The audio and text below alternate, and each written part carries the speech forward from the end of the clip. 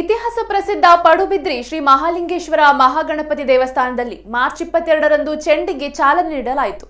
ದೇವಳದ ಅರ್ಚಕರಾದ Y Gururaj Bhat ರವರು ಪ್ರಾರ್ಥನೆಯೊಂದಿಗೆ ಚೆಂಡಿನ ಸೇವಾಕರ್ತರಾದ ಶರತ್ ಪೂಜಾರಿ ಅವರು ಬಗ್ಗೇಡಿ ಗುತ್ತಿನಾರ್ ಮತ್ತು ನಟ್ಸಾಲು ಗುತ್ತಿನಾರ್ಗಳಿಗೆ ಹಸ್ತಾಂತರಿಸಿ ಅವರು ಚೆಂಡನ್ನ ದೇವಳದ ಮುಂಭಾಗದ ವಠಾರಕ್ಕೆ ಎಸೆಯುವ ಮೂಲಕ ಚಾಲನೆ ನೀಡಲಾಯಿತು.